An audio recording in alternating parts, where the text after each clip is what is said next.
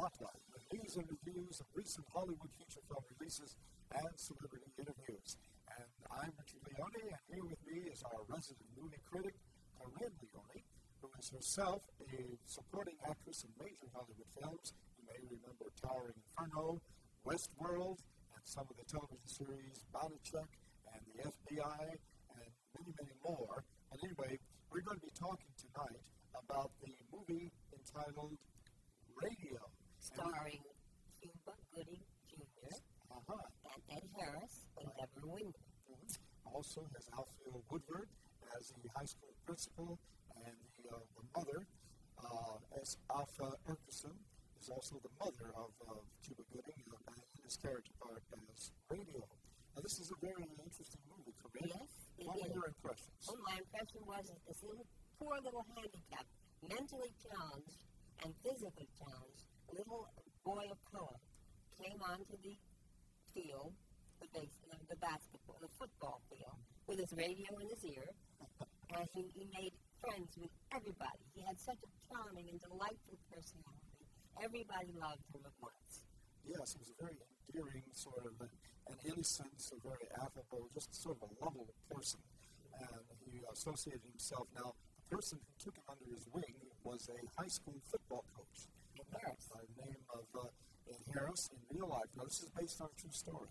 The real coach's name is Harold Jones, and the high school was Hannah High School in Anderson, South Carolina.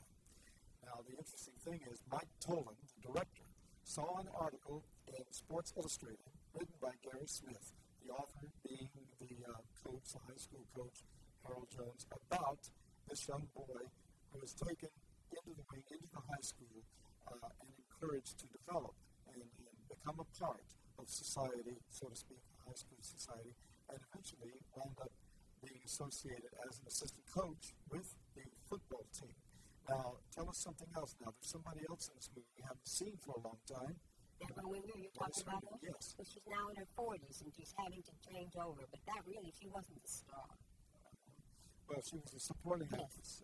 She was the wife of Ed Harris. Ed Harris Yes. in this movie. But what a delightful boy that Cuba Gooding Jr. was playing radio. With the little radio in his ear. And he grew, and he grew, and he developed, and under the coach's wing, he was a charming little boy who grew into a charming man. And we might say that the actor who's playing this part, Cuba Gooding Jr., now made a real name for himself in the movie Jerry Maguire, where he was more or less an egocentric professional football player managed by Tom Cruise. And there was a catchphrase that became famous because he used it in the movie so much. And what was that? I don't know. You have to tell me. Well, show me the money. Oh, show me the money, of course. It's just interesting that he can make such a change. Shows his acting abilities, shows the kind of range he has as an actor to go from that kind of role, egocentric sports personality, to someone as lovable and as charming and as endearing as this character that he played on radio in this movie, in this particular movie. Yes, let's go to the clip. Well, I don't think we have a clip. We don't have a clip. Yeah, so we'll just talk through it. Well, I like the movie very much, and I'm sure that Cuba Gooding Jr. is going to be up for an Academy Award. There's no way that he's not going to be up for an Academy Award. That's great. Of course, now Ed Harris. Now let's talk about Ed Harris a little bit. He's in this movie. He's sort of a folksy country a person who likes young people. That sort of lovable, sort of father image coach. Now there are other movies where he played other roles completely different from this. Now, he has quite a wide range as well. Very wide range, but let's stick with this movie. All right. Well, we'll stick with this movie. But Ed Harris, let me just say, played the part of a demented serial killer in the movie Just Cause with Sean Connery, where he was in jail in chains, his eyes rolled back in his head. Wasn't he in the Apollo 13 movie? Yes, he was Apollo 13, more or less a bureaucrat, sort of conducting the control room. The best? Well, let's talk some of the movie. That's true. But anyway, Ed Harris is quite notable in this. Very versatile. Very, very versatile. All right, now, based upon what you've seen on radio, now this is available on cable now. It's not in release anymore in the theaters. It's available on cable, possibly available later on DVD. What would you say as a wrap-up to radio, and how would you rate it? How many I'll curtain give it 3 curtain calls because I liked it very much. But I give Cuba Gooding Jr. 4 curtain calls because he was so good. All right, very, very good. All right, that's our look at radio, our movie review for this week. So we're going to be coming back in just a moment with more right here on Entertainment Spotlight.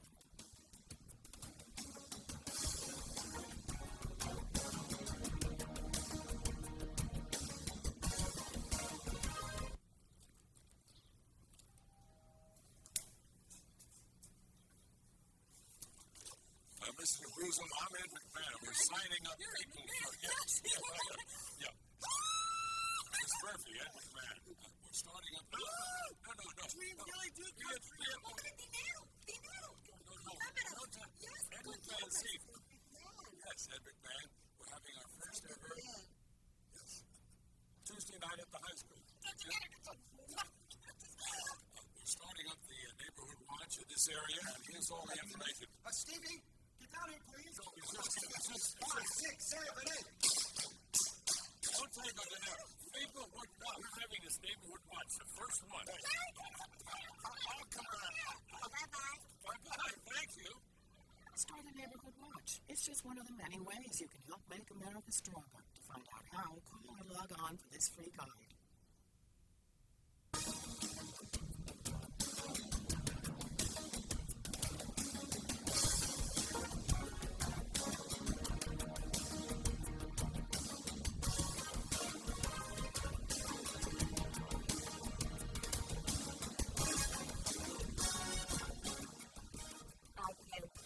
What a breakthrough this is for Ira Sullivan and Brevard Sullivan to welcome you to our show. We're both living jazz legends, so would you play something for us? Sure. Since it's December, we thought the season we would play 2 or 3 wonderful Christmas tunes. Great. And this first one is called What Child Is This?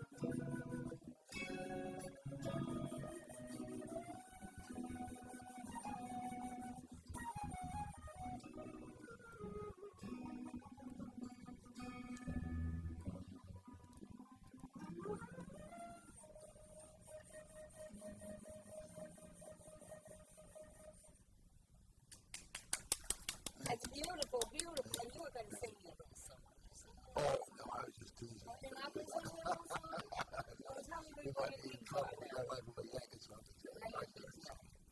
Well, I play concerts all over. Bernard's got his own trio. My son, oh yeah, and he makes his own CDs. And of course, I travel all over the United States now, playing at various jazz clubs and concerts. And just a couple of months ago, we did a concert at City Place, 8-hour fundraiser for musicians. You know, actors have ways that after they retire or if they get ill or anything, they have an organization that takes care of them. But musicians don't have that. Musicians don't have pension plans or anything like that. So we did an 8-hour fundraiser at City Place in West Palm Beach. We had every fine jazz musician in the state of Florida was there. And now we plan to do them. We like to do them in Broward and Dade and all over because people, not only is it a good cause, but people need to hear this kind of deal. We don't have that much jazz in Florida. You can seek it out, but something like this. Yes, that's right. You have to. Would you play something else for us? Sure. That's that one.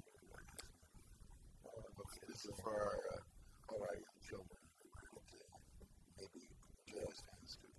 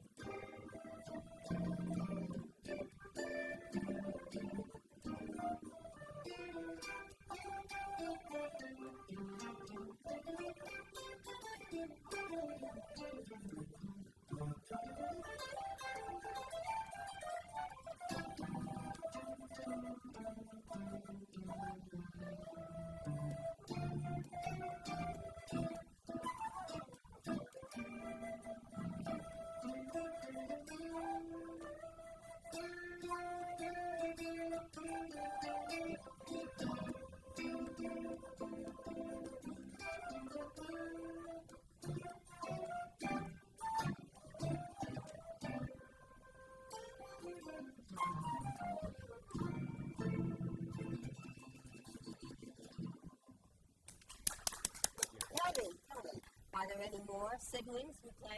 Well, yes, my other son plays, my youngest, and my daughter, who is my eldest, played guitar. Now her daughter is in high school, and she plays flute. Now she's starting to play guitar. Wonderful. You have a great big family. You could start your own orchestra.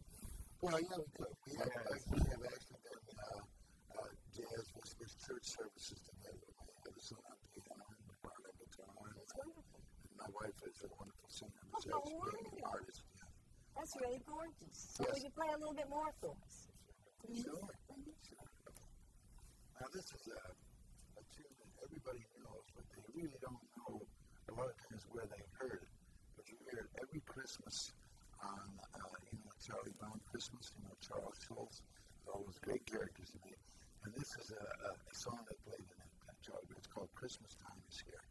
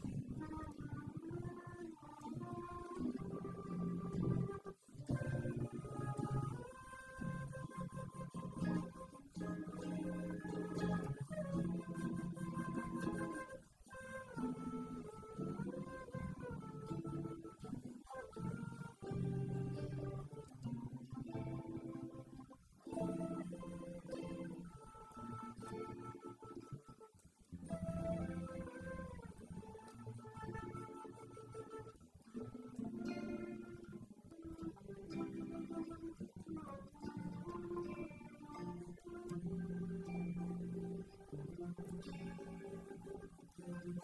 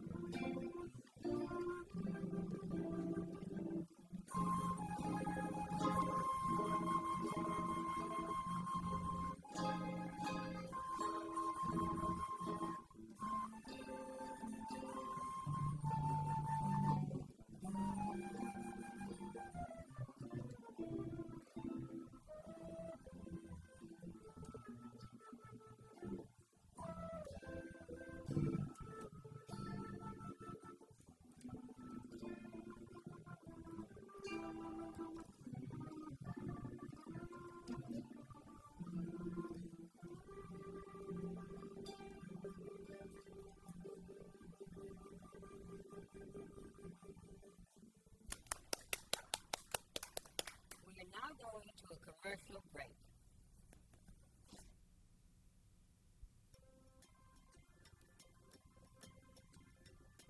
There is really only one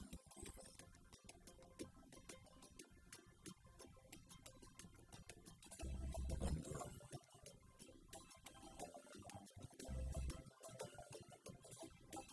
One tree. One forest. One deep dancing ocean.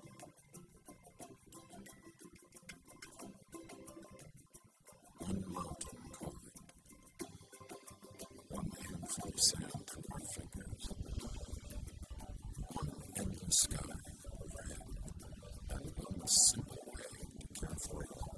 Please visit earthshare.org and learn how the world's leading environmental groups are working together. One name, Earthshare, one environment, one simple way to care for it.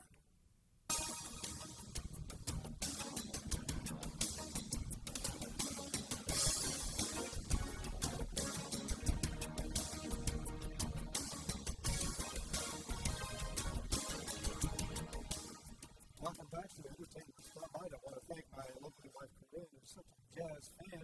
Really got a thrill out of being with you guys. Our guests, Ira and Brevard Sullivan, jazz legend Ira Sullivan, and a jazz legend in the making, Brevard Sullivan.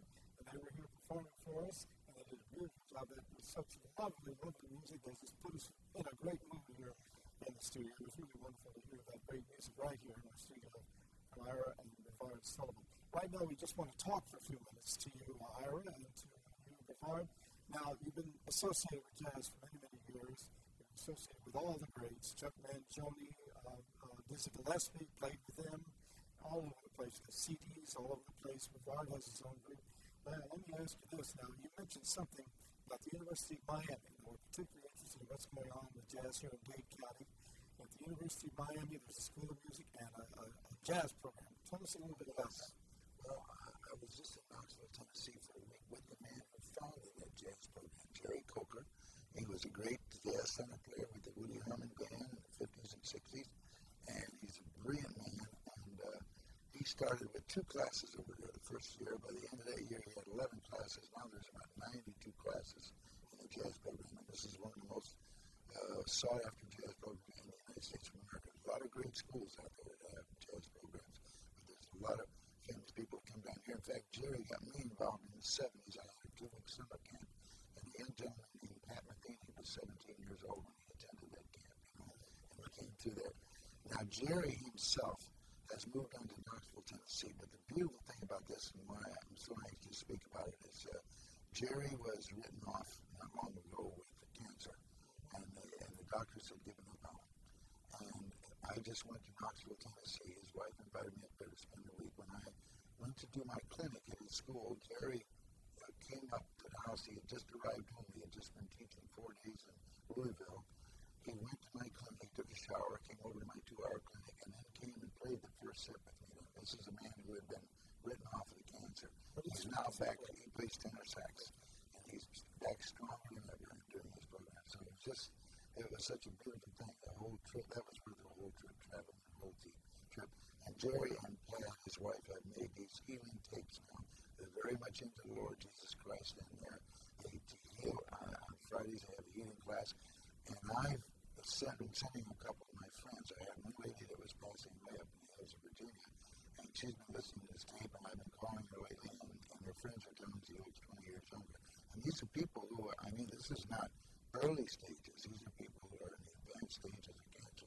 So when I see healing occurring in the world, to me, that's my whole reason for playing music and for being on this earth. As you know, our sponsoring organization is the Leading Ladies, and they're involved at the University of Miami with the organ donors for transplants. Exactly. And of course, you were associated with the University of Miami through the jazz program, and now you say you're involved with making music for healing purposes. Oh, yes.